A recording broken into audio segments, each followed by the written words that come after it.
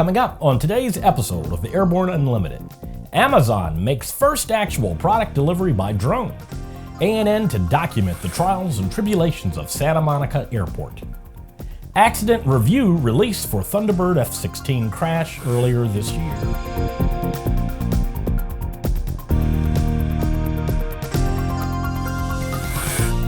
Hello, I'm Christopher C. Odom. It's December 16th, 2016, and this is Airborne Unlimited.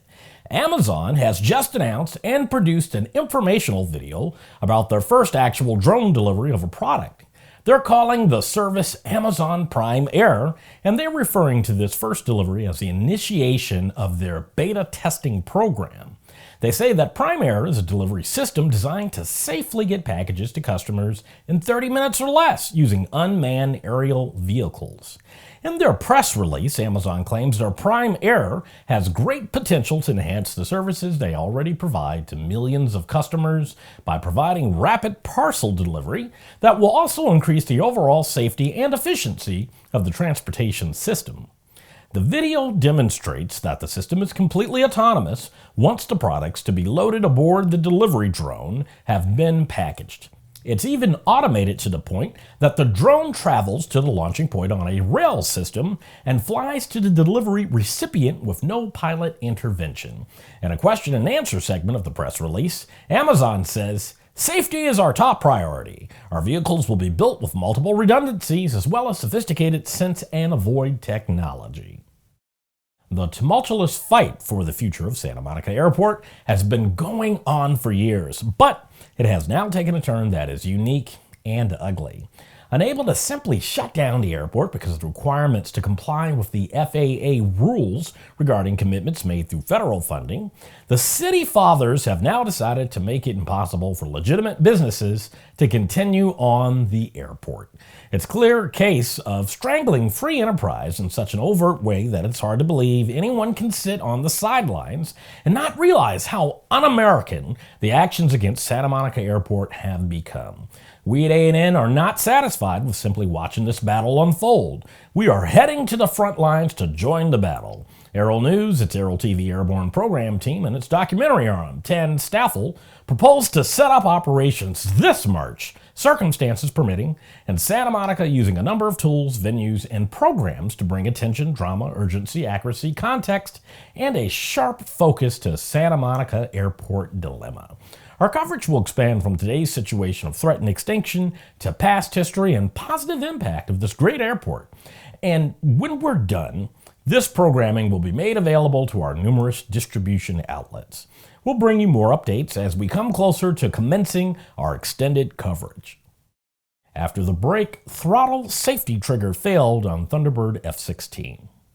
Explore no limits flying in the FAA-certified Sea Ray Amphibious LSA, one of the top 3 best-selling LSAs in the U.S. Progressive Aerodyne Sea Ray comes equipped with a Rotax engine and exhibits extraordinary handling on land, water, and in the air. Check it out at www.searay.com.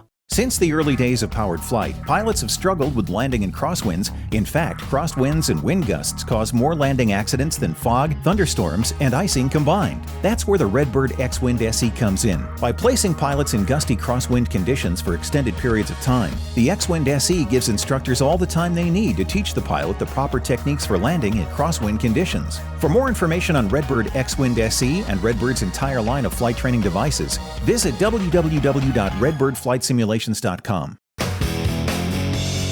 Based on the popular Sling 2 LSA, the Sling 4 was designed to be the most practical and desirable lightweight 4-place experimental aircraft on the market. Find out more about this 115 horsepower turbocharged airplane at airplanefactory.com. There's a difference between charting a steady course and pushing for the ceiling. And for nearly a century, Hartzell Propeller has been defining that difference. It's in our passion for engineering and research and our dedication to testing the limits of performance. We are built on honor. We are Hartzell Propeller. Welcome back. If you'd like to be a supporter of Airborne Unlimited, send an email to Jim at aero-news.net. On June 2nd of this year, U.S. Air Force Thunderbird's F-16 fighter lost power at low altitude and crashed on open ground south of Peterson Air Force Base in Colorado. The pilot ejected safely, but the aircraft was destroyed. Now, we know what caused the accident. According to the report, a throttle trigger malfunction and inadvertent throttle rotation resulted in the pilot shutting down the engine. Normally, this full rotation, which is used for a standard engine shutdown, cannot occur unless a throttle trigger is affirmatively actuated or pressed. However, the throttle trigger was stuck in the pressed position. Once the engine cutoff occurred, the single-engine F-16 immediately lost thrust. The pilot attempted engine restart procedures, but restart was impossible at low altitude of the aircraft. The pilot safely delayed his ejection until he navigated the aircraft to a grass field. Following the crash, the pilot resumed demonstrations with the team. It's Friday, and that means it's time for ANN CEO and Editor-in-Chief Jim Campbell to check in with his weekly barnstorming commentary. This week, Jim explains how the Aero-News network will be bringing clarity to the plight of Southern California's beleaguered Santa Monica Airport. Here's this week's barnstorming. Thanks, Chris, and hi, folks. Well, in the context of looking at the future of aviation, after having to look at portions of our past disappearing from our grasp, Bob Hoover's loss, the loss of Ron Alexander, some of the sentiments that people have been expressing over the last few months about the decline in aviation and the increasingly muddy picture of the future. It just seems to me that one of the things we need to do here and there is damage control. And as I look over the scope of things that threaten and typify the issues that we face, none of them seem to be more pervasive or powerful than the potential saving or loss of the Santa Monica Airport. It's an us against them fight. There is a small minority, and I've learned how small in the last couple of months, of folks that fight the airport at every turn. It's too noisy, it pollutes, it's this, it's that.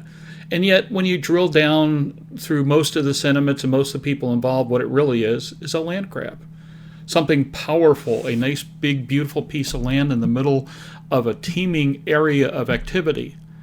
An airport, which of course feeds that activity and builds that community, well, people see it as shopping malls and condos and parking lots and a variety of other things, which are so limited in scope. There's this lovely saying that, I don't know who came up with it, but it's just great, that, a mile of highway or roadway can only take you so far, but a mile of runway can take you anywhere.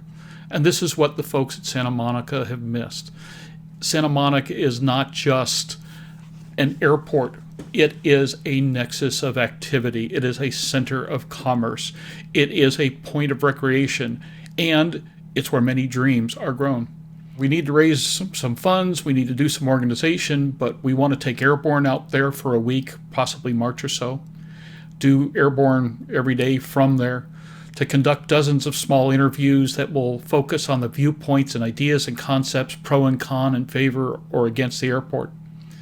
And then finally assemble all this into a significant documentary that says, this is the airport and its history, this is where it is now, and this is what the potential future may bring.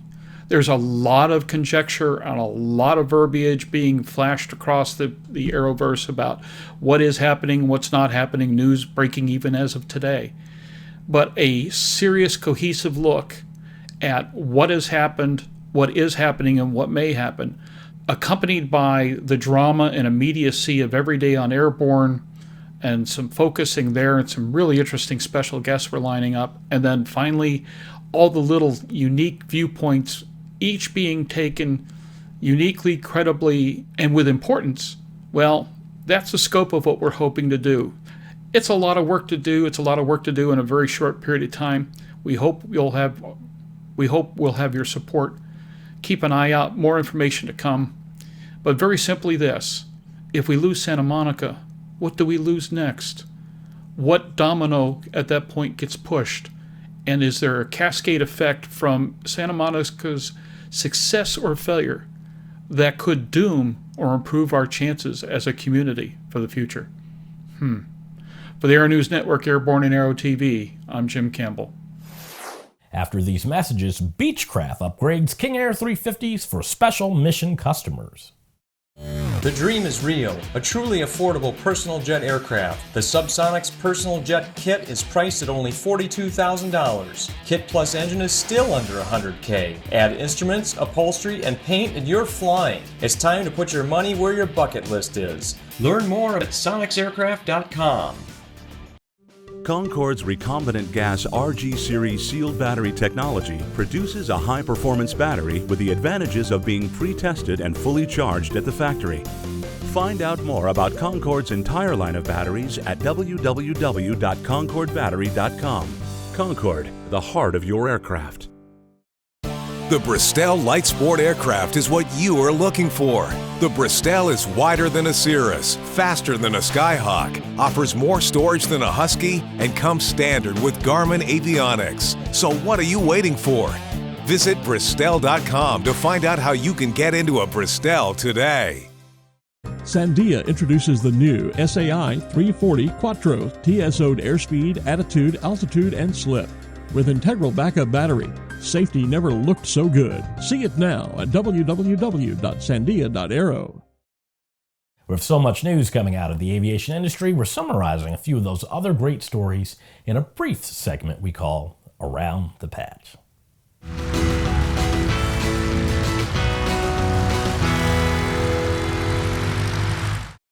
The Beechcraft Corporation announced they are now offering Pratt & Whitney PT6A 67A engines on their King Air 350HW and ER aircraft.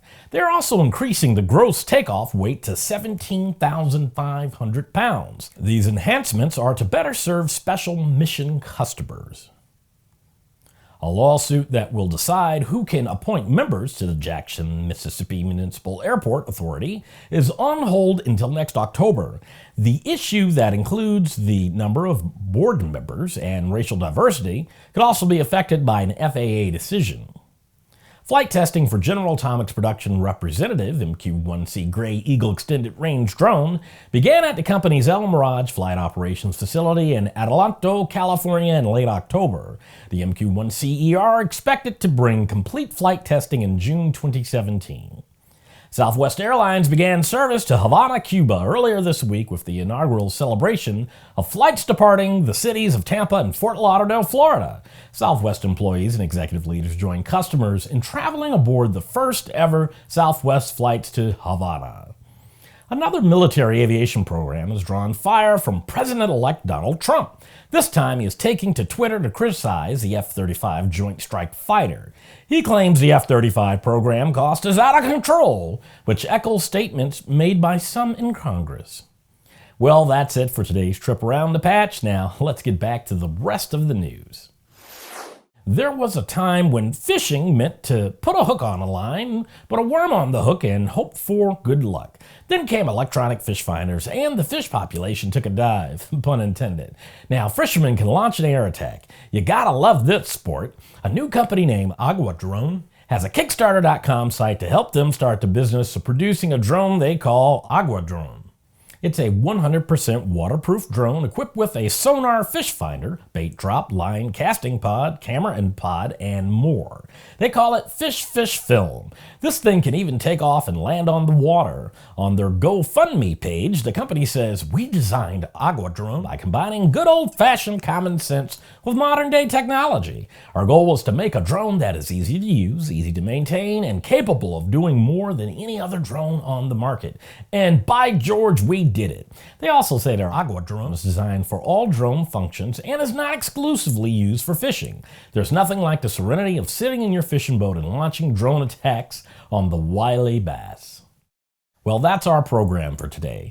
Remember that Airborne Unlimited is streamed daily, Monday through Friday, with additional breaking news bulletins from important stories that fall outside of our normal deadlines. If you're watching us on YouTube, please subscribe. And do check us out on Facebook and Twitter. Get comprehensive real-time 24/7 coverage of the latest aviation and aerospace stories anytime at aero-news.net. Keep flying. We'll see you Monday.